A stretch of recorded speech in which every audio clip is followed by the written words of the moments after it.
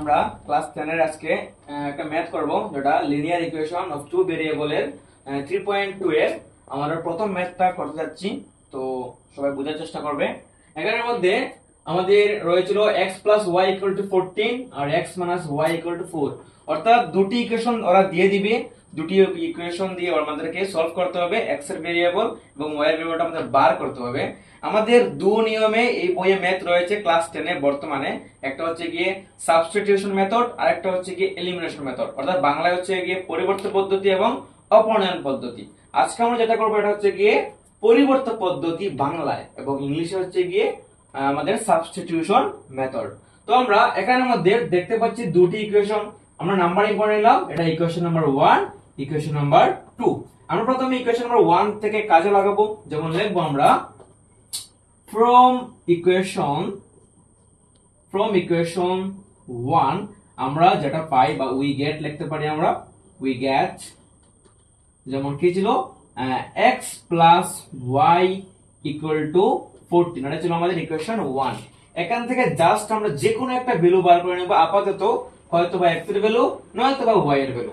আমরা x এর ভেরিয়েবলটা আপাতত বের করে নেই। যেমন x ইকুয়াল টু আমরা কি লিখতে পারি, এদিকে 14 রয়েছে আর এদিকে প্লাসের y যখন ওইদিকে যাবে সাইড চেঞ্জ করবে তখন এটা মাইনাসের y হয়ে যাবে, এটা আমরা সবাই জানি। তো আমরা এখানে আমাদের x এর একটা মোটামুটি একটা আপাতত একটা ভেরিয়েবল বের করে নিলাম, এটা প্রপার ভেরিয়েবল নয় কিন্তু বা প্রপার ভ্যালু নয়। এটাকে আমরা দিয়ে দিলাম ইকুয়েশন 3। তো আমরা এটাকে কাজে লাগাবো। এই ইকুয়েশন 3 টাকে আমরা নিব ইকুয়েশন 2 তে, যাতে আমাদের x এর ভ্যালুটা বসিয়ে দিলে y এর ভ্যালুটা আমাদের ইজিলি বের হয়ে আসতে পারে। তো আমরা লিখবো putting the value of x in equation 2। তো আমরা ইকুয়েশন 2 তে আমাদের x এর ভ্যালুটা আমরা পুট করে নিব। তো আমাদের ইকুয়েশন 2 কি ছিল, x y 4।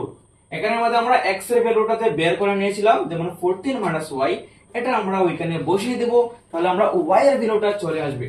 যেমন কি ছিল x এর ভ্যালুটা 14 y, এটা ছিল x এর ভ্যালু, আর এদিকে অলরেডি y ছিল ইকুয়াল টু 4। আমরা যেমন রয়েছে তেমন বসিয়ে নিয়েছি। এটা আমাদের x এর ভ্যালু 14 y, যেটা আমাদের এখানে ভেরিয়েবলটা আপাতত বের করেছিলাম।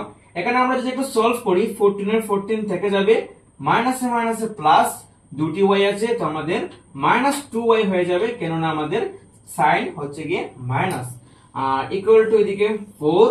আর এখানে আমাদের 14টা আমরা ওইদিকে নিয়ে নিব, তাহলে আমাদের y এর ভ্যালুটা বার করতে সহজ হবে। তো 4 আর এদিকে আমাদের 14টা এদিকে আছে প্লাসের, আমরা সবাই জানি ইকুয়াল টুর ওইদিকে সাইড চেঞ্জ করলে ওদের সাইনও চেঞ্জ হয়। তো প্লাসের 14টা কি হয়ে যাবে, মাইনাসের 14। এখানে মাইনাসের 2y ইকুয়াল টু আমরা 4 থেকে তো 14 যাবে না, অর্থাৎ প্লাসে মাইনাসে মাইনাস, 14 থেকে 4 মাইনাস করলে আমাদের হয়ে যাবে 10। আর এদিকে বড়টার সাইন হচ্ছে গিয়ে মাইনাস, তো আমরা এদিকে মাইনাসটা বসিয়ে নিব। এখন আমরা y এর ভ্যালুটা নিয়ে আসবো, -2y ইকুয়াল টু হচ্ছে গিয়ে -10। এখন আমরা y এর সঙ্গে 2টা রয়েছে ইনটুতে, অর্থাৎ গুণে, যখন আমরা 2টাকে ওইদিকে নিব এটা ডিভাইড হয়ে যাবে।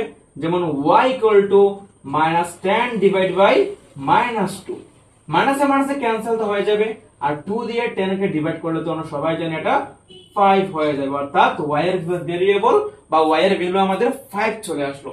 এখন y এর ভ্যালুটা যদি আমরা ওই ইকুয়েশন 3 তে বসিয়ে নিই তাহলে আমাদের x এর একটা প্রপার ভ্যালু চলে আসবে, এটাই তো আমরা চেয়েছিলাম। তো আমরা এখানে লিখতে পারি যে putting the value of, আবার same put the value of কি বের করি y, put the value of y in equation 3। আমরা ইকুয়েশন 3 তে y এর ভ্যালুটা বসিয়ে নিব। তো কি ছিল এটা, x ইকুয়াল টু 14 y ছিল আমাদের, এটা ইকুয়েশন 3, এটা আমরা আপাতত বের করেছিলাম। এখানে x ইকুয়াল টু x, আবার 14 14, আর y এর ভ্যালু আমরা কি বের করেছিলাম 5, তো আমাদের এখানে 5 হয়ে যাবে। x ইকুয়াল টু 14 থেকে 5 চলে গেলে কত হবে রে, সরি বারবার লিখেছি, কত হবে 14 থেকে 5 গেলে কি 9, কত 9। তো x ইকুয়াল টু আমাদের 9। তো আমাদের একটা রয়েছে y ইকুয়াল টু আমরা 5, একটা রয়েছে x ইকুয়াল টু আমরা 9, অর্থাৎ x equal to 9, y equal two 5।